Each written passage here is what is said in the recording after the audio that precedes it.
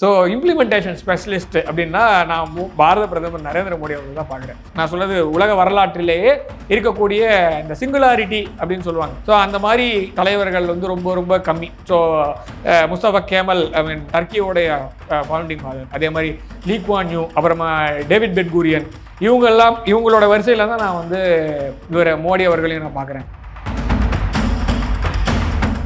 So Russia கேட்கவே வேணாம், எது வேணுமோ எடுத்துக்கோ, அதாவது தேவா என் நண்பன் மாதிரி இந்தியா என் நண்பன் சொல்லியாச்சு. இப்போ ட்ரம்ப் யார் மீது போடுவார்? கடைசியில் அமெரிக்கா மீதே தான் போடணும். ஏன்னா அமெரிக்காவுமே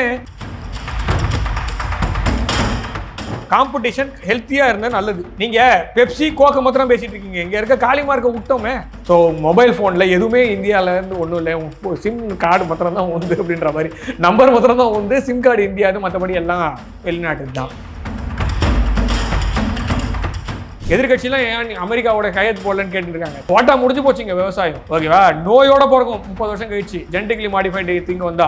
அமெரிக்காவில் இருக்கிறவங்கள பற்றி எனக்கு கவலை இல்லை, டு பி ஃப்ராங்க். அவன் என்ன சாப்பிட்றான்னா எனக்கு என்ன வந்து, நான் கொண்டு வந்து கொடுக்கறத நீ வாங்கி உள்ளே வச்சுக்கோ அப்படின்ற அளவுக்கு எந்த ஒரு கண்ட்ரிக்கும் இந்தியா பெண்ட் பண்ணுற அளவுக்கு இப்போது இல்லை. அந்த சமூகமே மொத்தமாக தான் ஃபெயில் ஆகுதே தவிர ஒரு சிலர் எடுக்கிற முடிவு அப்படின்ற மாதிரிலாம் இப்போ இல்லை. ஈரானில் எப்படி இந்த நாய் சபதம்னு ஒன்று சொல்லுவாங்க, ஒரு கதை. அந்த நாய் சபத கதை வந்து கரெக்டாக ஷபாஸ் ஷெரீஃப் கரெக்டாக இருக்கும். அமெரிக்கா டாலரை கொண்டு வந்து குவிச்சு வச்சு அமெரிக்காவிலேருந்து பாகிஸ்தானை பிச்சை நாடாக வச்சுருந்தாங்க, இப்போ பங்களாதேஷும் பிச்சை நாடாக ஆக்குறாங்க, அவ்வளோதான். பாகிஸ்தானால் சுற்றி இருக்கிற எல்லா நாட்டுக்கும் அச்சுறுத்தல். இந்தியாவுக்கு இருக்கா? இருக்குது. ஆப்கானிஸ்தானுக்கு இருக்குது, ஈரானுக்கு இருக்குது, தஜிகிஸ்தானுக்கு இருக்குது. அப்படி இருக்கும்போது அவனுக்கே இருக்குது பாகிஸ்தானுக்கு.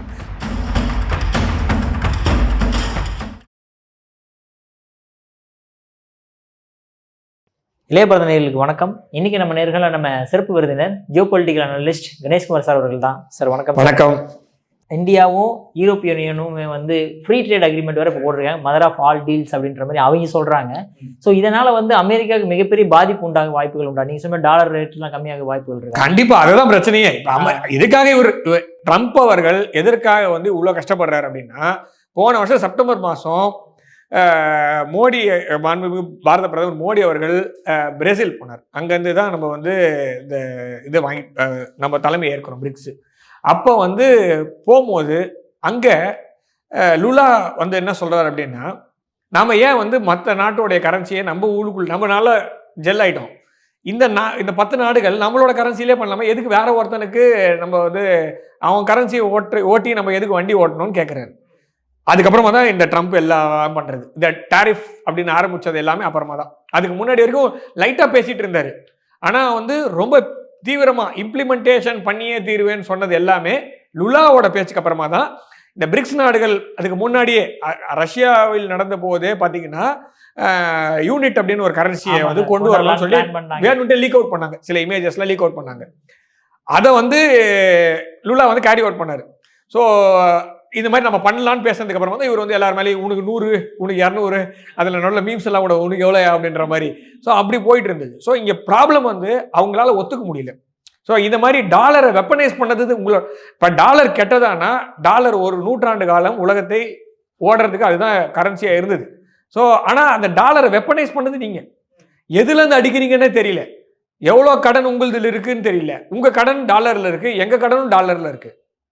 உலகத்தோட அதே மாதிரி இன்னொரு விஷயமும் நான் இந்த இது மூலமாக நேர்காணல் மூலமாக சொல்கிறது, இனிமேல் வந்து நம்ம டாலரோட ஈக்குவலண்ட்டாக நம்ம பேச வேண்டாம்னு நான் நினைக்கிறேன். இதுக்கு மேலே ஜென்ரலாக நீங்கள் வேறு ஏதாவது ஒரு நாட்டோட நாணயத்தோடு நீங்கள் ஈக்குவேட் பண்ணிங்க.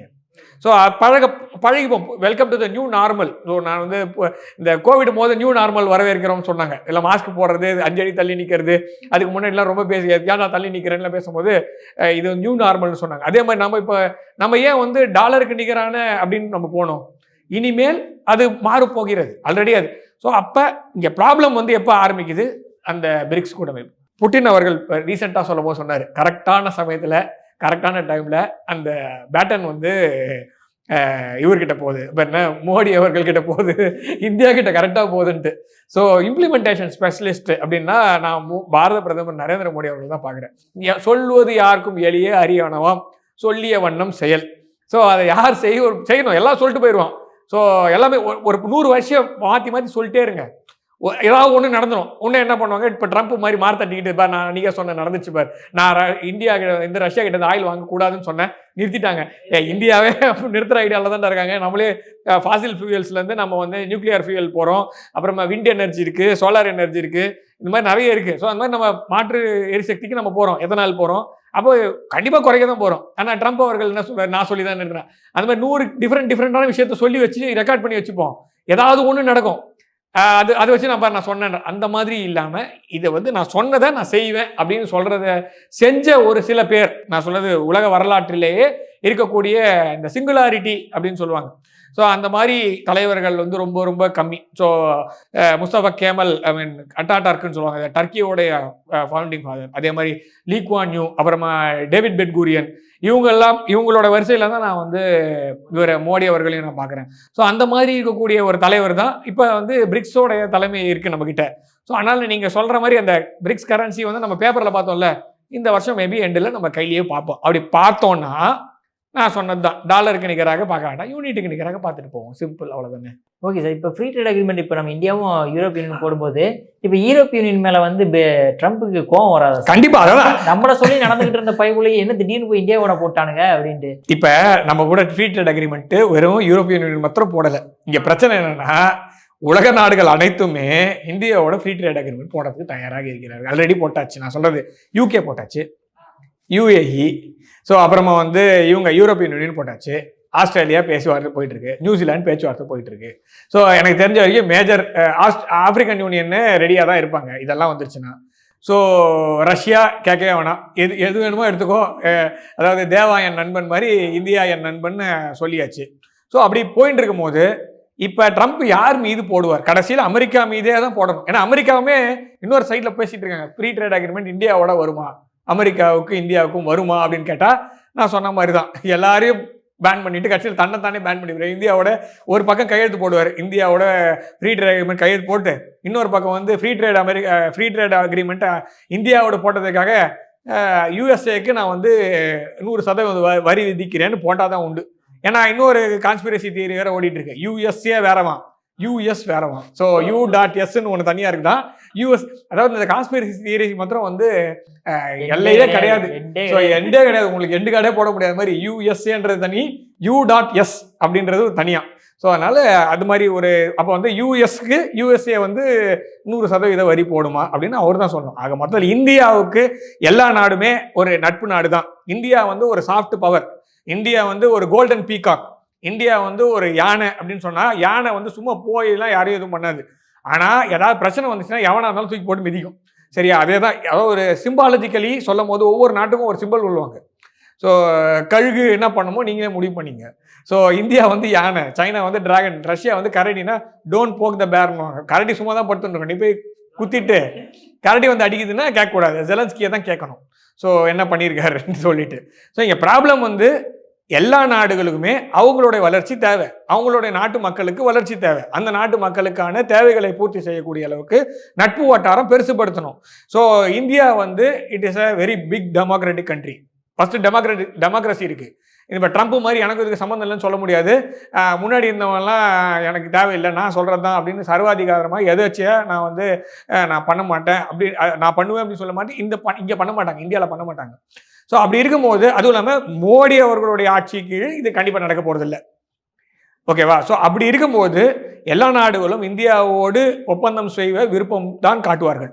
இதில் வந்து இன்னொன்று, வேலை வாய்ப்பு இன்க்ரீஸ் ஆகும் அப்படின்னு சொல்லும் போது அடுத்த ஒரு பாயிண்ட் வந்து நிற்கிறாங்க எல்லாரும். என்னென்னா, நீங்கள் வந்து ஆத்ம நிர்பார் பற்றி பேசிகிட்டு இருந்தீங்க, இப்போ வந்து வெளிநாட்டுக்கு வேலைக்கு அனுப்புறதுக்கும் நீங்கள் ஓகே சொல்கிறீங்கன்னா 100 கோடி பேர், 140 கோடி பேர் இருக்காங்க, 148 கோடி பேர் இருக்காங்க. ஓகேவா? பிரெயின் ட்ரெயினை குறைக்கணும்னு சொல்கிறோம். ஆனால் நான் சொல்கிறது ஸ்கில்டு லேபர் கண்டிப்பாக வெளில தான் அனுப்பி ஆகணும். வெளிநாட்டிலே நீங்கள் வேலை செஞ்சு அவங்களுக்கும், அதாவது ஹியூமன் ரிசோர்ஸ் இங்கே இருக்குது, இவனுக்கு இங்கே வேலை இருந்ததுன்னா இங்கே வேலை பார்க்கட்டும். அங்கே வேலை இருக்குன்னும் போது ஆட்டோமேட்டிக்காக இவங்க போகிறது நல்லது தானே. இங்கே skilled labour, research and development இங்கே இருக்கணுமானா கண்டிப்பாக இருக்கணும்னு நான் சொல்கிறேன். நாம் வந்து செமிகண்டக்டர் இண்டஸ்ட்ரியில் ரொம்ப கீழே இருக்கும். ரீசெண்டாக வந்து ஒரு கான்க்ளேவில் வந்து ஸ்ரீதர் என்பவர்கள் பேசுறது நம்ம கேட்க முடியுது. ஸோ மொபைல் ஃபோனில் எதுவுமே இந்தியாவிலேருந்து ஒன்றும் இல்லை, சிம் கார்டு மாத்திரம் தான் உண்டு அப்படின்ற மாதிரி, நம்பர் மாத்திரம் தான் உண்டு, சிம் கார்டு இந்தியாது, மற்றபடி எல்லாம் வெளிநாட்டுக்கு தான். வெளியிருந்து இறக்குமதி பண்ணால் நம்ம மொபைலில் பண்ணுறதுலேருந்து அந்த லேயர்லேருந்து லேயர் பை லேயராக அவர் எக்ஸ்பிளைன் பண்ணியிருந்தார். ஸோ அதுக்குள்ளே நான் போகல. ஆனால் அந்த மாதிரி அதை நம்ம பண்ணணும். இப்போ மாண்புமிகு அமைச்சர் அஸ்வினி வைஷ்ணவ் அவர்கள் சொல்றாரு, ஏஎஸ்எம்எலோட நான் பேசுகிறேன், நான் அப்போ பேச்சுவார்த்தை நடத்தி அந்த லித்தோகிராஃபிக் எக்யூப்மெண்ட்டை நான் இந்தியாவுக்கு கொண்டு வரதுக்கு நான் பார்க்குறோம். செமிகண்டக்டர் இண்டஸ்ட்ரி இந்தியாவில் திரும்பி பூம் வரும். எப்போ இவ்வளோ நடுவில் 89 நம்ம டைவான் வரும்போது நம்ம வந்திருக்கணும். அந்த இடத்துல நம்ம ஊரில் நடந்த உள்நாட்டு அரசியல், உள்நாட்டில் இருக்கக்கூடிய குழப்பம், உள்நாட்டில் இருந்த ஸ்திரத்தன்மை இன்மை, இதனால நம்ம செமிகண்டக்டர் ட்ரீம் உடஞ்சு போச்சு. 88லேருந்து 90க்குள்ள மொத்தமும் முடிஞ்சு போச்சு. அதுக்கப்புறம் 30 வருஷம் ஆச்சு. இப்போதான் நம்ம எழுந்து வரோம். ஓகே, நம்ம இதெல்லாம் நம்ம பண்ண முடியும்னு. ஓகேவா? ஸோ இப்போதான் நாம் தலையெடுக்கிறோன்னா, நாம் போய் அங்கே வேலை செய்யறதுக்கான ரிசோர்ஸ், நம்ம ஹியூமன் ரிசோர்ஸ் இருக்குன்னா போட்டோம். ஆனால் அடிமை எல்லாத்தையும் R&Dயில் நம்ம போய் உட்காரதுன்னு வேணாம் தான் சொல்லுவேன். R&D இங்கே செய்யணும், பிரைட் மைண்ட்ஸ் இங்கே இருக்கணும். ஓகேவா? ஸ்கில்டு லேபர் போய் ஒர்க் பண்ணட்டும். அவங்களுக்கும் வின் சுச்சுவேஷன் தானே. அவங்க குடும்பத்துக்கு ஒரு நல்ல ஒரு இது வருதுன்னா, ஒரு க்ரோத் வருதுன்னா அவங்க வெளியில் போய் வேலை பார்க்கட்டும். அதில் ஒரு தப்புமே யாருமே சொல்லலை.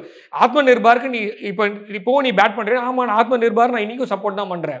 ரிசர்ச் அண்ட் டெவலப்மெண்ட் நானே ப்ரொடியூஸ் பண்ண முடியாத போது நான் வெளிநாட்டில் போய் அப்ளை பண்ணி அங்கேயே நான் உட்காந்து அவனுக்கு நான் ப்ரொடியூஸ் பண்ணி கொடுப்பேன்னா, நான் அதை இங்கே இம்போர்ட் பண்ணுவேன்னா தப்பு. இங்கே நான் ப்ரொடியூஸ் பண்ணுவேன். மற்ற விஷயத்துக்கெல்லாம் நம்ம வெளில போகலாம்ல. அந்த ரிசோர்ஸ் போட்டோம். ஏன்னா 148 கோடி பேருக்கும் இங்கே வேலை கிடைக்க கஷ்டம். ஓகேவா? அது முடியாது. இன்னொன்று, 148 கோடி பேர் இங்கே சும்மா வச்சுக்கிட்டு அங்கே வேலையே இல்லாமல், அங்கே ஒரு டெவலப்மெண்ட் இல்லாமல் இருக்கிறதும் தப்பு. ஏதாவது கூடி வாழ்ந்தால் கோடி நன்மை தான். R&Dயில் நமக்கு இருக்கணும்னா கண்டிப்பாக இருக்கணும். ஆத்ம நிர்பார் நம்ம கண்டிப்பாக தேவைன்னு தான் சொல்லிட்டு இருக்கோம். ஸோ ஆத்ம நிர்பாரம் வேணும். அடுத்த லெவலில் உலகம் அடுத்த மூவ் ஆனோம்னா இந்தியர்களுடைய பங்களிப்பு கண்டிப்பாக இருக்குது. இந்தியர்களோட பங்களிப்பு இல்லாமல் உலகம் இனிமேல் சுத்தாது. வேர்ல்டு லார்ஜஸ்ட் பாப்புலேஷன் இல்லைன்னா முடியாது. இப்போ நீங்கள் சொன்ன மாதிரி ஒரு கொஸ்டின்ஸ் எழுது சார். இப்போ ஃப்ரீ ட்ரேட் அக்ரிமெண்ட்டில் எல்லாமே வின் சுச்சுவேஷன் அப்படின்னு சொல்கிறீங்க. அதனால நெகட்டிவிட்டி கிடையவே கிடையாது இந்தியாவுக்கு. என்ன ஒரு பாசிபிளே இல்லை. எல்லாமே நம்மளுக்கு லாபம் தானா என்ன? அப்படி இல்லைங்க. நான் என்ன சொல்ல வரேன்னா, ஏன் கேட்குறேன்னா, இப்போ ஃப்ரீ ட்ரேட் அக்ரிமெண்ட் அப்படி போடும்போது ஓகேங்களா, நம்ம இங்கே ஒரு செட் ஆஃப் ஒரு எக்யூப்மெண்ட் இப்போ கார்னு எடுத்துக்க வச்சுங்களேன். ஓகேங்களா, அங்கே ஃப்ரீ ட்ரேட் அக்ரிமெண்ட் அவன் கொண்டு வந்து அவனோட கார் இறக்கும்போது எது கம்பேர் பண்ணி நம்ம பார்ப்போம். நம்ம இப்போ பெஸ்ட் அவனோட கார் இருந்தால் அவனது நம்ம சூஸ் பண்ணோம். இப்போ நம்மளது அடி வாங்கல சார். இப்போ நம்ம பார்த்துட்டு இருக்கிறதே காம்படிஷன் இல்லாமல் போன உலகத்தில் தான் இப்போ பார்த்துட்டு இருக்கோம். அமெரிக்காவுக்கு சோவியத் யூனியன்ற ஒரு காம்படிஷன் இருந்த வரைக்கும் உலகம் ஒழுங்காக தான் போயிட்டு இருந்தது. ஓகேவா?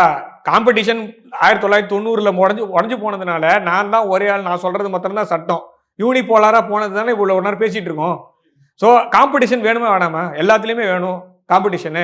இங்கே காம்படிஷன் வர விடாம பண்ணுறது குரோனிக் கேபிட்டலிசம் தப்பு. ஓகேவா? குரோனியா ஒரு விஷயத்த நடந்ததுனா தான் தப்பு. அதை தான் நான் சொல்லி, அதாவது காம்படிஷன் ஹெல்த்தியாக இருந்தால் நல்லது. நீங்கள் பெப்சி கோக்கை மாத்திரம் பேசிட்டு இருக்கீங்க. இங்கே இருக்க காளிமார்க்கை விட்டோமே. புரியுதா? நான் சொல்ல வரதே இப்போ காம்படிஷன், காளிமார்க் காம்படிஷனா இல்லையா? கண்டிப்பாக காம்படிஷன். ஆதரவு கொடுக்காது யாரோட தப்பு? ஸோ அப்போ அவன் அந்த ஃபேக்ட்ரியை வாங்குறான். தம்ஸ் அப் போனதுக்கான காரணம் அவன் ஃபேக்ட்ரி வாங்குறான். நீங்கள் நான் சொல்கிற கூல் ட்ரிங்க்லேருந்து ஆரம்பிக்கிறேன். ஸோ எத்தனை ஷூ கம்பெனி இந்தியன் கம்பெனியாக இருக்குது ஜென்ரலாக? ஸோ ஒவ்வொன்றுத்துலையும் இப்போ ஆல்ரெடி நம்ம வெளியிலேருந்து தான் உள்ளே ஓடிட்டு இருக்கு. ஓகே, நம்ம ரொம்ப காமனாக ரீசெண்டாக ஒரு விஷயம் ஒரு வாட்ஸ்அப் குரூப்பில் நடந்த விஷயம் என்னென்னா, ஒரு பெரிய பிராண்டு அது இந்தியன் கம்பெனின்ற மாதிரி ப்ரொஜெக்ட் பண்ணி காமிச்சிட்டு இருக்காங்க. அது இந்தியன் கம்பெனியே இல்லை. ஸோ அது உள்ளே போய் தேடினா அது மாதிரி இருக்கும். ஸோ அது நிறைய பேர் பார்க்க மாட்டாங்க. எல்லாரும் அப்படி நினச்சோம் இது இந்தியன் கம்பெனின்ற மாதிரி. ஏன்னா உள்ளுக்குள்ளே போயிடுச்சு. ஸோ வெள்ளையா இருக்கும் போய் சொல்ல மாட்டான். அவன் நம்ம நண்பன்ற மாதிரி ஆக்கி வச்சிருந்தாங்க. மோனோபோலியா? அதுதான். ஸோ இப்போ நான் என்ன சொல்கிறேன், இந்தியன் கம்பெனி டாட்டாவும் மஹிந்திரா இருக்குது அப்படின்னா இவங்க மாத்திரமே இங்கே இவங்களோட டெக்னாலஜி மாத்திரம் தான் இங்கே கார் வருமானா இல்லை. இது எல்லாமே ஃபோக்ஸ் வேகனோட டைப் இருக்குது. ஓகே, மாருதிக்கு சுசுக்கியோட டைப் அது பிறகு வந்தது. ஹீரோ ஹோண்டாவோட டைப். ஒரு கொலாபரேஷனில் தான் வரும். ஸோ அந்த கொலாபரேஷனில் வின் சுச்சுவேஷனில் 2 கொலாபரேட் பண்ணால் தப்பே இல்லை. ஓகேவா? ஃபெயிலியர்ஸ் இருக்குது.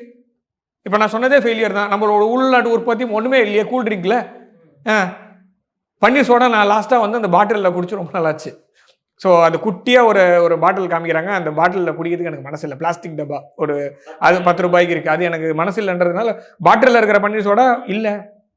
ஸோ எல்லா கடையிலையும் கிடச்சிட்டு இருந்தது. வெறும் சில கடையில் மாத்திரம் தான் இப்போ கிடைக்குதுன்ற லெவலுக்கு போயிடுச்சு.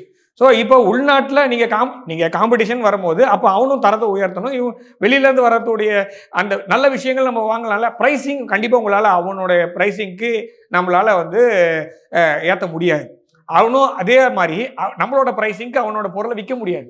இப்போ நீங்கள் லேண்ட் ரோவர் கார் இருக்குது, ஓகேவா, அதை நீங்கள் வந்து பார்க்க ஒரே மாதிரி இருக்குன்றதுக்காக நான் வந்து மாருதியோ இல்லைன்னா இதோடையோ மஹிந்திராவோடையோ டாட்டாவோடையோ கம்பேர் பண்ண முடியாது, சைஸை வச்சு சொல்ல முடியாது. உள்ளுக்குள்ளே இருக்கிற விஷயம்லாம் இருக்குது. என்னதான் இருந்தாலும் அதோட ப்ரைஸ் வந்து வேறு தான் இருக்கும். But I have an option. அது வந்து கரெக்டான ஒரு ப்ரைஸில் கிடச்சிதுன்னா அது வந்து லாபம். அதே மாதிரி நம்ம ஊருக்காரங்க போகும்ல, உங்களுக்கு நீங்கள் டாட்டாவோடைய காரு யூகேல எப்படி விற்றுது, அதுக்கப்புறம் அதை எப்படி கண்ட்ரோல் பண்ணாங்கன்னு பாருங்கள். சவுத் கொரியாவில் நீங்கள் சவுத் கொரியாவோட ஆட்டோமொபைல் இண்டஸ்ட்ரியில் பெரிய ப்ராப்ளம் ஃபேஸ் பண்ணிட்டு இருக்காங்க. என்ன ப்ராப்ளம் அப்படின்னா நீங்கள் சொன்ன அந்த ப்ராப்ளம் தான். வெளிநாட்டிலேருந்து உள்ளே வந்ததுன்னா நம்ம உள்ளூர் ப்ராப்ளம், உள்ளூரில் இருக்கக்கூடிய நிறுவனங்கள் காலி ஆகிடும்ன்ற ஒரு ப்ரொடெக்டிவ் அந்த மென்டாலிட்டினால அது ப்ராப்ளம் இருக்குது, ஓகேவா. ரஷ்யாவில் கார் ப்ராப்ளம் இருந்திருக்கு முன்னாடி, நான் இப்போ சொல்லலை, முன்னாடி இருந்திருக்கு. ஸோ நான் வந்து பிஒய்டி மாத்திரம் ஓடுச்சுன்னா கண்டிப்பாக நான் வேணான்னு தான் சொல்லுவேன். நீங்கள் சொல்கிறது வந்து பிஒய்டி மாத்திரம், டெஸ்லா மாத்திரம் ஓடுது, வேறு எதுவும் ஓடாது அப்படின்னா கண்டிப்பாக ப்ராப்ளம் அது. ஆனால் எல்லா நாட்டிலேருந்து வருது, எனக்கு ஒரு ஆப்ஷன் இருக்குன்னா அதை சூஸ் பண்ணுறதுக்கான அந்த ஒரு எனக்கு வந்து அந்த இது சிச்சுவேஷன் கிரியேட் பண்ணி கொடுக்குறாங்க அப்படின்னா தாராளமாக அதை எடுத்துக்கலாம். நம்மளுக்கும் இப்போ அந்த பக்கத்துலேருந்து இந்த பக்கம் ப்ராப்ளம் இருக்குன்னா நம்ம பக்கத்துலேருந்து அந்த பக்கத்துக்கு ஏற்றுமதி பண்ணுறதுக்கான ஆப்ஷன் இருக்குல்ல. ஸோ இங்கே நாம் வந்து ஒத்துமையாக இல்லைன்றதுக்காக அவன் மேலே நம்ம குறை சொல்ல முடியாது. அஃப்கோர்ஸ் லைக் இதில் ப்ராப்ளம் இருக்குது, ஆனாலும் இப்போ இருக்கக்கூடிய அரசாங்கம் அந்த ப்ராப்ளத்தை எதெல்லாம் சால்வ் பண்ண முடியுமோ சால்வ் பண்ணியிருக்கு. அதுக்கு எக்ஸாம்பிள் நான் சொல்கிறேன். முக்கியமாக சொல்லணும்னா இந்த intellectual property right, IP rights இருக்குல்ல, அதெல்லாம் வந்து நான் எங்கள் ஊரில் இருக்கிறது எங்கள் ஊரில் தான் வைப்பேன்னு சொல்லிட்டாங்க. அதே மாதிரி புதுசாக நான் ஆராய்ச்சி பண்ணுறது பண்ணிட்டு தான் இருப்பேன்னு சொல்லிட்டாங்க. சரியா, இதெல்லாம் தான் நீங்கள் கேட்குற அந்த கேள்வியில் வர்றது வந்து என்னுடைய அறிவுசார் உரிமை, என்னுடைய அறிவுசார் உரிமை. ஆமாம், என்னுடைய அறிவுசார் உரிமை. மருந்து இண்டஸ்ட்ரியில் இந்தியா தான் நம்பர் 1. அதாவது நான் சொல்கிறது ப்ரொடக்ஷன் ஹவுஸாக இருக்குது. ஸோ அப்போ வெளிலேருந்து வரக்கூடிய ஜென்ரிக்கை வந்து நீ கண்ட்ரோல் பண்ணுவியானா அது முடியாதுன்னு சொல்லிட்டாங்க. இப்போ ஜென்ரிக்கோட விலையை நான் ஒன்று மற்ற மருந்தோட விலையை ஏற்றுற மாதிரி இருக்கும், நான் ஜென்ரிக்கில் தான் போவேன்னு சொல்லிட்டாங்க இந்தியா. ஸோ நீ எனக்கு கொடுக்குறேன்னா நீ எனக்கு அதுக்கு சேர்த்து தான் கொடுக்குற. ஸோ நான் வந்து இங்கே நீ உன்னோட ஊரில் என்ன வேணா பண்ணிக்கோ, என் ஊர்லேருந்து நான் பண்ணும்போது இந்த விலை தான். அதே மாதிரி ஜெனட்டிக்லி மாடிஃபை எதுக்குங்க இன்னைக்கு வரைக்கும் இந்தியா வந்து அமெரிக்காவோட அவ்வளோ போக்கு காமிச்சிட்டு இருக்காரு மோடி அவர்கள். எதுக்காக சொன்ன நீட் நேரத்தில் கையெழுத்து போட்டு போகலாம்ல, எதுக்காக ஒரு இவ்வளோ கெட்ட பேர் எதிர்கட்சியெலாம் ஏன் அமெரிக்காவோட கையெழுத்து போடலன்னு கேட்டுருக்காங்க. போட்டால் முடிஞ்சு போச்சுங்க விவசாயம், ஓகேவா. நோயோட பிறக்கும் 30 வருஷம் கழிச்சு ஜெனட்டிக்லி மாடிஃபைடு திங்க வந்தா. அமெரிக்காவில் இருக்கிறவங்களை பற்றி எனக்கு கவலை இல்லை, டு பி ஃப்ராங்க். அவன் என்ன சாப்பிட்றான்னா எனக்கு என்ன வந்தது, ஓகே. என் ஊரில் இருக்கிற குழந்தைங்க அடுத்த 30 வருஷம் கழிச்சு நீங்கள் இதே ட்ரம்ப்போட அரசாங்கத்தில் இருக்கக்கூடிய கென்னடி ஜூனியர் அவர் என்ன பேசுகிறாருன்னு பாருங்கள்.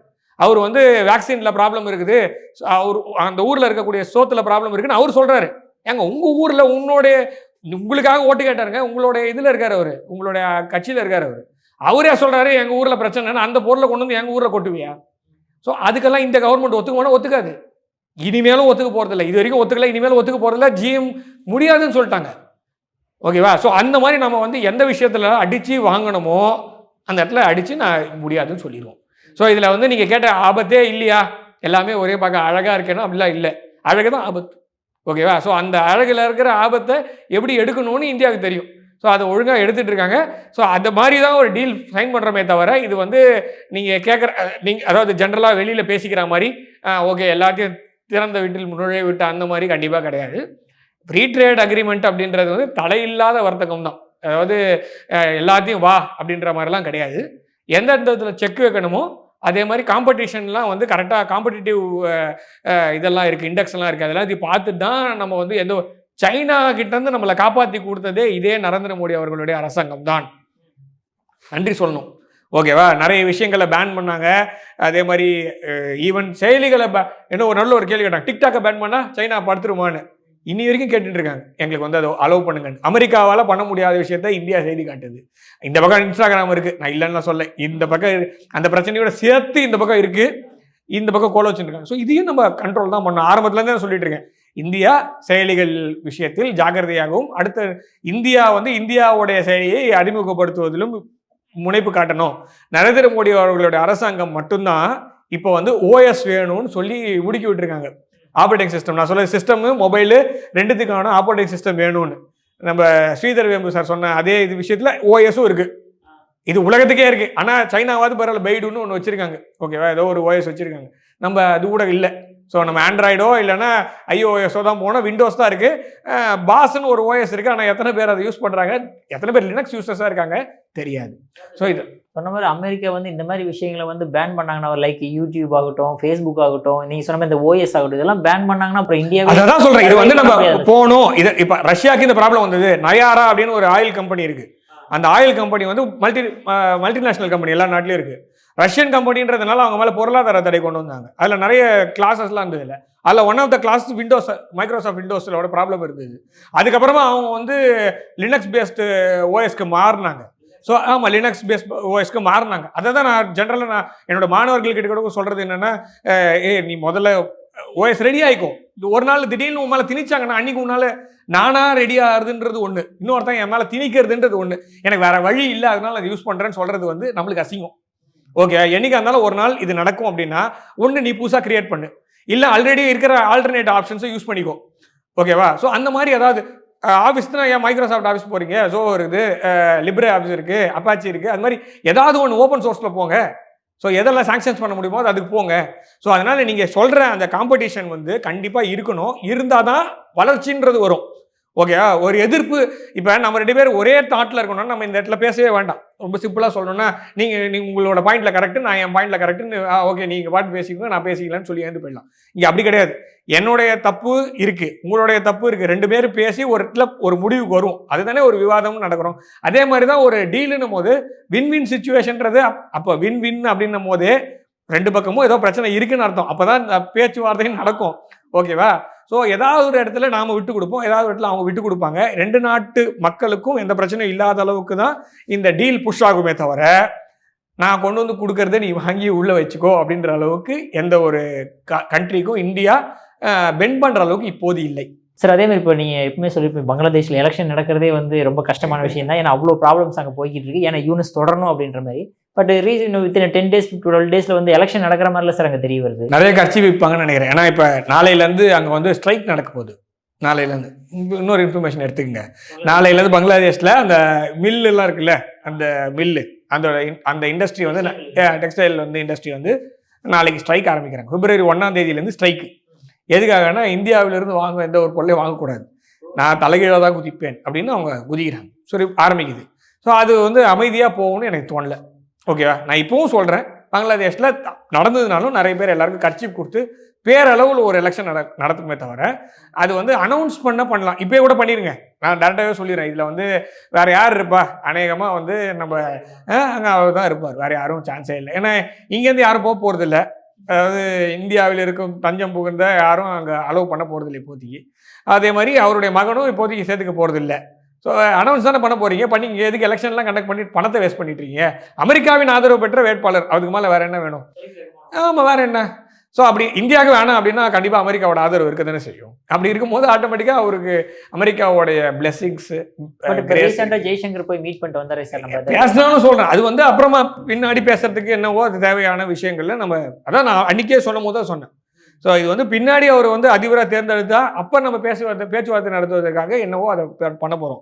ஆனால் இது வந்து கண்டிப்பாக இது வந்து ஒரு ஃபேரன் ஒரு இதுவாக நடக்கிற மாதிரி எனக்கு தெரியல. இது வந்து இவ்வளோ ஃபாஸ்ட்டாக, அதாவது நீங்கள் உள்ளுக்குள்ளே இவ்வளோ பிரச்சனையை வச்சுக்கிட்டு நீங்கள் வந்து யூனிஸ்க்கு பயம். இதுக்கு மேலே வந்து மற்ற நாட்டில் இம்ரான் கானுக்கு நடந்தது அவருக்கு நடக்கிறதுக்கு என்ன ஒரு பெரிய இதுவும் கிடையாது, அதாவது வித்தியாசம்லாம் கிடையாது. கண்டிப்பாக நடக்கிற சான்சஸ் இருக்குது. அதனால் நோபல் பரிசு வாங்கினவர் ஜெயிலுக்கு போகிறது வந்து அந்த நாட்டில் வந்து நல்லா இருக்காதுன்றதுக்காக, ஏப்பா நீங்கள் யாராவது ஒருத்தர் எடுத்துக்கங்க, நான் என்னை விட்டுருங்கப்பா அப்படின்றதுக்காக ஒரு அமெரிக்கா கிளம்புறதுக்கு பிளான் பண்ணி அந்த மாதிரி மூவ் பண்ணலாம் உண்டு. ஆனால் பங்களாதேஷில் இப்போ இருக்கிற நிலமையில் புதுசாக வந்தாலும் ஒன்றும் பெரிய சேஞ்சஸ் இருக்க போகிறது இல்லை. அமெரிக்கா டாலரை கொண்டு வந்து குவிச்சு வச்சு அமெரிக்காவிலேருந்து பாகிஸ்தானை பிச்சை நாடாக வச்சுருந்தாங்க, இப்போ பங்களாதேஷும் பிச்சை நாடாக ஆக்குறாங்க. அவ்வளோதான். பங்களாதேஷில் ஏதாவது இருந்தால் அதில் இப்போ யூரோப்பியன் யூனியனுக்கு இந்தியாவுக்கும் ஃப்ரீ ட்ரேட் அக்ரிமெண்ட் வந்துருச்சு. ஸோ இப்போ இந்தியாவிலிருந்து எல்லாம் திருப்பூர்லேருந்து சமீபத்தில் ஒரு விவாதத்தில் வந்து திருப்பூரில் இருக்கக்கூடிய அந்த தொழில் முனைவர் அந்த தலைவரோட விவாதம் பண்ணுறதுக்கு ஆப்பர்ச்சுனிட்டி கிடச்சிது. ஸோ அவர் ரொம்ப ரெடியாக இருக்காங்க. இப்போ எல்லாத்தையும் தூக்கி போட்டு வா நாம இறங்கி அடிக்கலான்றவங்களும் திருப்பூரில் இருக்காங்க. ஸோ இப்போ இந்தியாவில் இருக்கக்கூடிய அனைத்து கார்மெண்ட் இண்டஸ்ட்ரியும் நல்லா ஏந்துருச்சு. ஸோ இனிமேல் போய் பங்களாதேஷில் போய் அவங்க வாங்கணும்னு அவசியம் இல்லை. ஏன்னா பங்களாதேஷ் வந்து அமெரிக்காவுக்கு மட்டும் ஏற்றுமதி பண்ணுறதுக்கு ஒரு அவுட் ஹவுஸ் மாதிரி வேணால் வச்சுக்கலாமே தவிர, பங்களாதேஷ்குள்ளே வந்து இனிமேல் ஸ்திரத்தன்மை திருவதற்கான சான்சஸ் ரொம்ப ரொம்ப கம்மி. ப்ரொவைடட் இந்தியாவோட வந்து வண்டியில் ஏறினா மாத்திரம்தான் முடியும். இதான் ஒரே ஆப்ஷனு. ஆனால் அங்கே இருக்கக்கூடிய சிஏஏயும் அங்கே இருக்கக்கூடிய ஐஎஸ்ஐயும் அதை அலோவ் பண்ண மாட்டாங்க. அதனால பங்களாதேஷ் மக்களை வந்து நம்ம பரிதாபம்லாம் கிடையாது. அது as a society they fail.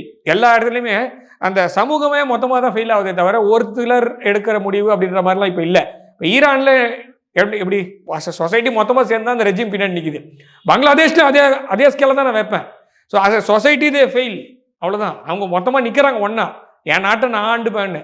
இந்த நாட்டில் அதே தான் சொல்கிறாங்க. என் நாட்டை நான் அமெரிக்காவுக்கு தான் காவு கொடுப்பேன்னு உட்காந்துருக்கான். கொடு. பாகிஸ்தானில் அதான் பண்ணாங்க. 1948 அதான் பண்ணாங்க. 47, 48 என்ன பண்ண தமாத் உண்டு ஒரு இடம் பாகிஸ்தான் ஆக்குபைடு காஷ்மீர். அதை வச்சு பாகிஸ்தானாவது பொழைச்சதானா இல்லை. இங்கே இருந்தாலும் நான் தஜிகிஸ்தான் வழியாக சென்ட்ரல் ஏஷியன் கண்ட்ரீஸ்க்கு நான் வர்த்தகம் பண்ணியிருப்பேன். இந்தியா உங்களோட ஒழுங்காவது இருந்திருப்பேன்.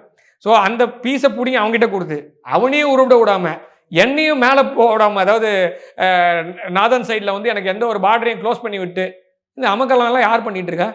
ஸோ பாகிஸ்தான் இப்போ ரீசெண்டாக நேற்றுக்கு வந்து கதறி எழுதிருக்காரு நம்ம சபாஷ் ஷெரீஃப். நான் போகிற இடத்துலலாம் பிச்சை எடுக்க வேண்டியதாக இருக்குது. ஏன்னா ரொம்ப அசிங்கப்படுறாங்க. கொஞ்ச நாள் முன்னாடி ஒரு 10 நாள் முன்னாடி 15 நாள் முன்னாடி இதே வாய் வேற மாதிரி பேசிச்சு. இனிமேல் நாங்கள் எங்கேயுமே பிச்சை எடுக்க மாட்டோம். இந்த நாய் சபதம்னு ஒன்று சொல்லுவாங்க, ஒரு கதை. அந்த நாய் சபத கதை வந்து கரெக்டாக சபாஷ் ஷெரீஃப்க்கு கரெக்டாக இருக்கும். நாய் போட்ட சபதம் மாதிரி தான் அவங்க போட்டது. டு பி ஃப்ராங்க், நாய் சபதம்ன்றது வந்து நாய் வந்து ஒரு காட்டுக்கு கதை சொல்லாம ஒரு நாய் வந்து ஒரு காட்டுக்கு ஓரமா மேய்ஞ்சிட்டு இருந்துச்சு. ஸோ காட்டுக்குள்ள போயிடுச்சு. போன உடனே அங்கே எல்லாம் காட்டு மிருகங்கள், இந்த நாய் வந்து நாட்டு நாய்.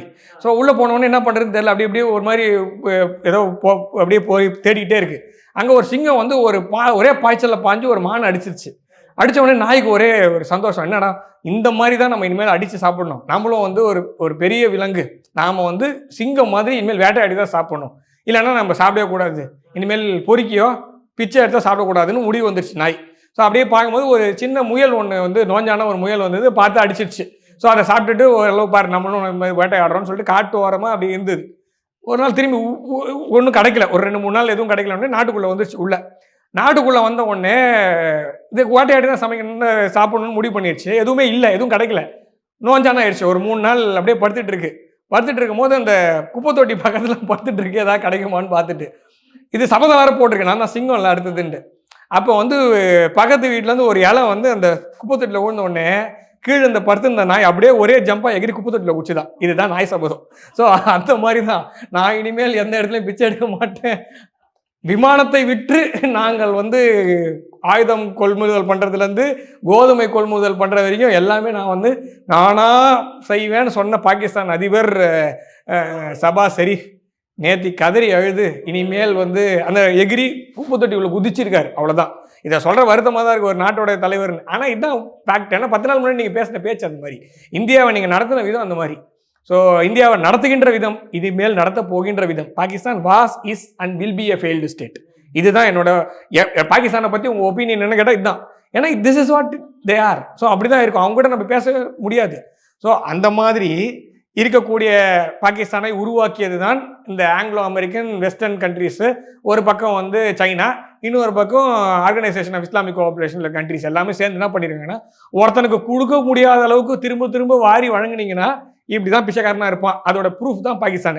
இப்போ பாகிஸ்தானோட அவுட் ஹவுஸாக இப்போ ஈஸ்ட் பாகிஸ்தான் பங்களாதேஷ் வந்து நிற்கிது. அதனால் எலெக்ஷன்லாம் பங்களாதேஷில் நடந்தாலும் அது பேரளவில் தான் நடக்கும். திரும்ப இப்போ இவங்க பேசின மாதிரி யூனிஸ் போய் திரும்பி பேசுவார். யூனிஸ் வந்து ஒரு மினிஸ்ட்ரியில் ஏதாவது ஒரு அட்வைசராக, அது எல்லா ஊர்லேயும் உண்டு, ஒரு அட்வைசர்னு ஒருத்தர் கூடவே இருப்பாங்க. அது வந்து தப்பாக அட்வைஸ் பண்ணுறதுக்குன்னே ஒருத்தர் இருப்பான். அதாவது அவனே டிசைட் பண்ணியிருந்தா கூட ஒழுங்காக பண்ணியிருப்பான். இந்த அட்வைசர்னு ஒருத்தனை பக்கத்தில் உட்கார வச்சுட்டு அவன் மூலமாக போகும். அந்த மாதிரி தான் வந்து பங்களாதேஷ் போகும். எலெக்ஷன் வருவதற்கான திருப்பியும் சொல்கிறேன், எலெக்ஷன் நடக்குமான்னு தெரியாது. அப்படி நடந்ததுனாலும் அது வந்து ஒரு பேரளவுக்கான எலெக்ஷன். ஷபாஷ் ஷெரீஃப் எப்படி எலெக்ட் ஆனாரோ அதே மாதிரி தான் இவர் தாரிக்கும் எலெக்ட் ஆக போகிறார். அப்படி தான் நான் பார்க்குறேன். Okay sir. இப்போ வந்து இப்போ இந்த பாகிஸ்தானுக்கும் இப்போ பங்களாதேஷ்குள்ள ஈக்குவேஷன் என்ன சார் பார்க்குறீங்க? எப்படி பாகிஸ்தானுடைய கண்ட்ரோலில் தான் இப்போ பங்களாதேஷ் இருக்குது. பாகிஸ்தான் அமெரிக்காவோட கண்ட்ரோலில் இருக்குது. இது வந்து ஃபுட் செயின் மாதிரி. ஒரு பார்த்துட்டிங்கன்னா ஒரு பாம்பு இருக்கும், அந்த ஒரு எலியை பாம்பு பிடிக்கும், பாம்பை வந்து கழுகு பிடிக்கும். அந்த மாதிரி இது கழுகுன்னு சொன்னது கரெக்டாக அது மாதிரி வந்துச்சுன்னா எனக்கு தெரியாது, பாகிஸ்தான் பாம்பானா தெரியாது. ஸோ இங்கே எலி லெவலில் தான் பங்களாதேஷ் இருக்குது. ஸோ பங்களாதேஷை வந்து இப்போ ஆட்டி வைக்கிறது யாருன்னு பார்த்தீங்கன்னா ஐஎஸ்ஐ, ஐஎஸ்ஐ ஆட்டி வைக்கிறாங்கன்னு உங்களுக்கே தெரியும், எல்லாருக்குமே தெரியும். அமெரிக்கா தான் ஆட்டி வச்சுட்டு இருக்கு. அமெரிக்காவில் இருக்க டீப் ஸ்டேட் ஆபரேட்டிவ்ஸ் தான் பண்ணிட்டு இருக்காங்க. ஸோ அது வந்து ஒரு அளவுக்கு தான் ஓட முடியும். அதுக்கு மேலே எப்படி வியட்நாம்லேருந்து வெளியே போனாங்களோ, ஆப்கானிஸ்தானில் அப்படி தானே இருந்தாங்க. வெளில போனாங்களா இல்லையா? இப்போ சிரியாவில் என்ன பண்ணாங்க? அதே தானே. எல்லா ஊர்லேருந்தும் ஈராக்கில். ஸோ அந்த மாதிரி இப்போ பங்களாதேஷ்லேருந்து பாகிஸ்தான்லேருந்து போகும்போது பங்களாதேஷ்லேருந்து சேர்ந்து போவாங்க. கவலைப்படாதீங்க, ரெண்டுமே ஒன்றா ஒரே டைமில் நடக்கும். Okay sir. இப்போ பாகிஸ்தானும் ஈரானும் ரொம்ப க்ளோஸ் கண்ட்ரி சார். ஓகேங்களா? இப்போ அமெரிக்கா பாகிஸ்தான் யூஸ் பண்ணி ஈரான் அட்டாக் பண்ண முடியுமா? அதுதான் ஆரம்பத்துலேருந்தே ஆப்கானிஸ்தான் அட்டாக் பண்ணுறதுக்கு தான் பாகிஸ்தானே அவங்க கையில் போட்டு வச்சிருந்தது. ஆப்கானிஸ்தான் வரைக்கும் சோவியத் யூனியனோட எக்ஸ்பான்ஷன் நடக்கும்னு தெரிஞ்சுதான் 1935 நான் சொல்கிறது ஹிட்லர்லாம் தலையெடுக்கிறதுக்கு முன்னாடியே. நீங்கள் வந்து ஹிட்லரை வந்து எப்பவுமே நான் ஹிட்லர் வக்காலத்தெல்லாம் வாங்கலை, பண்ணது தப்பு, அந்த ஆள் வந்து மோசமான ஆளுன்றதுலாம் நான் எந்த ஒரு மாற்று கருத்தே கிடையாது. ஆனால் அதை விட மோசமான ஆளுங்கள்லாம் இந்த உலகத்தில் நடந்திருக்காங்க, நடமாடிட்டு இருந்திருக்காங்க. அவங்கள வந்து இன்னைக்கு என்ன சொல்கிறது, நல்லவங்கன்ற மாதிரி காமிக்கிறதுக்கும் இருக்குது ஆள். அது வந்து அதாவது ஒரு பழமொழி ஒன்று சொல்லுவாங்க, சிங்கம் கதை எழுதாத வரைக்கும் வேட்டைக்காரன் தான் நல்லவன், அவன் தான் குளோரிஃபைடுன்னு. அந்த மாதிரி நம்மெல்லாம் கதை எழுதாத வரைக்கும் நம்மளை முன்னாடி இருந்தவன்லாம் நம்மளை அடிமைப்படுத்தி வச்சுருந்தவன அவனை குளோரிஃபை பண்ணி தான் இருக்கும். ஸோ அந்த மாதிரி தான் 1930-35 இந்த நாட்டை ரெண்டாக உடைச்சாதான் இவன் சோவியத் யூனியனோட போய் சேரமாட்டான். அப்போ தான் நம்மளால் இங்கேருந்து வெளியில் போனாலும் இவங்களை கண்ட்ரோல் பண்ண முடியும்னு ஆரம்பிக்கப்பட்டது தான் பாகிஸ்தான். ஸோ பாகிஸ்தானை வச்சு தான் ஆப்கானிஸ்தானுக்குள்ள பெரும் கிளர்ச்சி கொண்டு வந்து சோவியத் யூனியனையும் ஆப்கானிஸ்தானுக்குள்ள இருக்கிற இந்த இப்போ வந்து ஒரு குழப்பமாகவே வச்சிருக்காங்கல்ல ஆப்கானிஸ்தானை. பிரிட்டிஷ் காலத்துலேருந்தே குழப்பமாக தான் இருக்குது.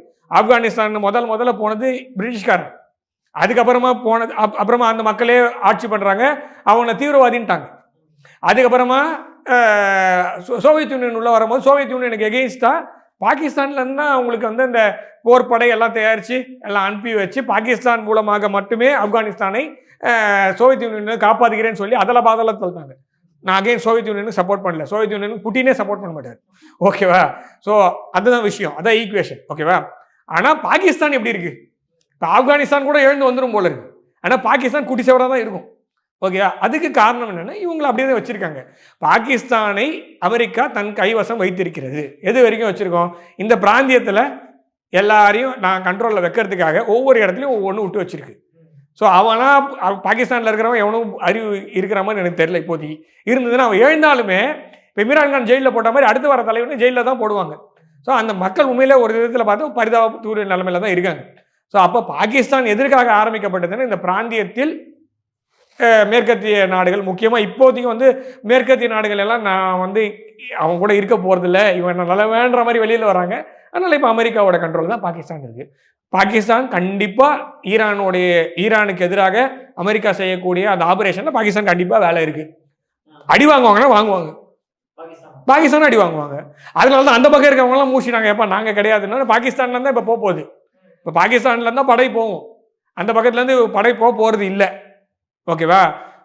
நீங்கள் எவ்வளோ பேரை கொள்வீங்க, அதுதான் சொல்ல வரேன். எவ்வளோ பேரை உங்கள் நாட்டில் இருக்கக்கூடிய ஒரு சில பணக்காரர்களையும் ஒரு பணக்கார வர்க்கத்தை காப்பாற்றுவதற்கு அமெரிக்க குடிமக்கள் தான் இதை பதில் சொல்லணும், நாம் சொல்ல முடியாது. அமெரிக்காவில் இருக்கக்கூடிய குடிமக்கள் இருக்காங்க, அமெரிக்கன் சிட்டிசன்ஸாக இருக்காங்கல்ல, முக்கியமாக இந்த ஆங்கிலோ சாக்சன் யூரோப்பியன்ஸ், அவங்களாம் தமிழ் தெரியுமா, ஆனால் அவங்க தான் முடிவு பண்ணோம் எவ்வளோ நாட்டில் நீங்கள் காலி பண்ணுவீங்க. நீங்கள் நல்லா இருக்கிறதுக்காக மொத்தமும் நீங்கள் உங்கள் நாட்டை பற்றி ஒப்பீனியன் அந்தந்த நாட்டில் போய் கேளுங்க, அவங்க என்ன சொல்கிறாங்களோ கேட்டுக்குங்க. நீங்கள் எழுதுறது மாத்திரம் தான் ஒப்பீனியன் கிடையாது, எல்லா நாட்டுக்கும் உங்கள் மேலே ஒப்பீனியன் இருக்குது. அது இப்போ இவர் சொல்லுவார், இவர் மலேசியாவுடைய முன்னாள் பிரதமர், இவர் நம்மளுக்கு வேண்டப்பட்ட ஒரு குழப்பவாதி, வேண்டப்பட்ட விரோதின்னு கூட எடுத்துக்கலாம், மகாதீர் முகமது சொல்லுவார், எங்களை பற்றி உங்களுக்கு ஒப்பீனியன் இருக்கலாம், ஆனால் உங்களை பற்றி எங்களுக்கு ஒப்பீனியன் இருக்கக்கூடாதுன்னு நீங்கள் நினைக்கிறீங்களே, அதுதான் தப்பு. ஆனால் எனக்கு ஒப்பீனியன் இருக்கும்போது நான் சொல்லுவேன் அப்படின்னுவார். ஸோ அவர் சரியாக தப்பான்றதுக்குள்ளே நான் போகல, ஆனால் அவர் சொன்ன அந்த வார்த்தையை மாத்திரம் என்னால் ஒத்துக்க முடியும். ஏன்னா வெஸ்டர்ன் கண்ட்ரீஸ்க்கு வந்து மற்ற கண்ட்ரீஸ் மேலே ஒப்பீனியன் இருக்கலாம், அதாவது யூகேக்கு வந்து இந்தியா மேலே ஒப்பீனியன் இருக்கலாம், யூஎஸ்க்கு இந்தியா மேலே ஒப்பீனியன் இருக்கலாம், ஆனால் இந்தியாவுக்கு யூகேயில் இருக்க சிட்டிசன்ஸ் மேலே ஒப்பீனியனே இருக்கக்கூடாதுன்னு சொல்கிறாங்க.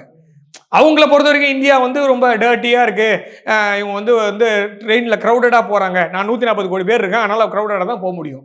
உனக்கு என் மேலே ஒப்பீனியன் இருக்குல்ல, நீ ரோட்டில் வந்து ட்ரக் அடிக்ஸ் அப்படி ரோட்டில் தாராளமாக நடக்கிறான்னு நான் சொல்கிறேன், அந்த ஒப்பீனியன் நான் சொல்லக்கூடாதுன்னு அவன் எதிர்பார்க்குறான்ல. ஸோ இதுதான் தப்பு. ஸோ இது வந்து டபுள் ஸ்டாண்டர்ட். ஸோ இது வந்து நாம் எப்படி ஒத்துக்க முடியும்? ஸோ அதனால் சொல்ல வர பாயிண்ட் அவ்வளோதான், வேறு எதுவும் சொல்கிறதுக்கு இல்லை. ஓகேவா? ஸோ அவங்களா பார்த்து ஏதாவது பண்ணாதான் உண்டே தவிர, நாம் வந்து நம்மளோட மூவ் கரெக்டாக தான் போயிட்டு இருக்கு. அந்தந்த நாடுகள் அந்தந்த நாட்டுக்கு தேவையான முடிவுகள் தான் எடுப்பாங்க. ஆனால் இப்போ இந்த பாகிஸ்தான் அப்படின்ற நாடு மற்ற நாடோடைய டெசிஷன் தான் எடுக்கவே தவிர, அந்த நாட்டுடைய மக்களுக்காக இது வரைக்கும் அந்த டெசிஷன் எடுக்கல. இனிமேலும் எடுக்க போகிறது இல்லை. அப்படிதான். ஏன்னா அந்த மாதிரி தலைமைகள் தான் அந்த ஹையரார்கி, லேயர் ஆஃப் ஹையரார்கி அப்படி தான் இருக்கும். முதல்ல அல்லாஹ், அதுக்கப்புறமா அமெரிக்கா, அப்புறமா ஐஎஸ்ஐ, அப்புறமா ஆர்மி, அதுக்கப்புறமா வந்து பார்லிமெண்ட்டு ஏதாவது இருந்ததுன்னா அப்பப்போ மாறும். அப்புறமா பிரைம் மினிஸ்டர். இதுதான் ஆர்டர். ஓகேவா? இந்த ஆர்டரில் இருக்கும்போது உங்கள் அந்த நாட்டில் என்ன எதிர்பார்க்க முடியும்? அப்போ மேலே இருக்கிறவன் கடவுள் தான் பதில் சொல்லணும், கடைசியாக சொல்லணும்னா. ஏன்னா அதுக்கப்புறமா இருக்கிறவங்க பதில் சொல்ல மாட்டாங்க. ஏன்னா அவங்க தான் இதுக்கு காரணமே. அப்போ இருக்கும்போது மேலே இருக்கிற கடவுள் தான் இவங்களுக்கு பதில் சொல்லணும், வேறு எதுவும் சொல்கிறதுக்கு இல்லை. அதனால் கண்டிப்பாக ஈரானுக்கு பாகிஸ்தான்லேருந்து அச்சுறுத்தல் இருக்கான்னு, பாகிஸ்தானால் சுற்றி இருக்கிற எல்லா நாட்டுக்கும் அச்சுறுத்தல். இந்தியாவுக்கு இருக்கா? இருக்குது. ஆப்கானிஸ்தானுக்கு இருக்குது, ஈரானுக்கு இருக்குது, தஜிகிஸ்தானுக்கு இருக்குது. அப்படி இருக்கும்போது அவனுக்கே இருக்குது பாகிஸ்தானுக்கு. ஸோ அப்படி இருக்கும்போது ஸோ அவ்வளோதான். அவங்க நாடு வந்து ஒரு அந்த மாதிரி சுச்சுவேஷன்லாம் கிரியேட் ஆச்சு. இப்படி தான் இருக்குது. ஸோ அதனால் ஈரான் ரிட்டாலியேட் பண்ணுவான்னா கண்டிப்பாக பண்ணுவாங்க. எவ்வளோ நாள் இதே கண்டினியூ பண்ணுவீங்க? 80ஸ்லேருந்து இதானே போயிட்டுருக்கு. So it has to stop somewhere. So அது பண்ணுறதுக்கு இது ஒரு மொமெண்ட் இருந்ததுன்னா கண்டிப்பாக உலக நாடுகள் பண்ணி தான் ஆகணும். So let us wait. Sir உங்கள் அற்புதமான கருத்தில் இளையபரணம் வந்திருக்கு. மிக்க நன்றி சார். ஜெய்ஹிந்த் சார். ஜெய்ஹிந்த் சார்.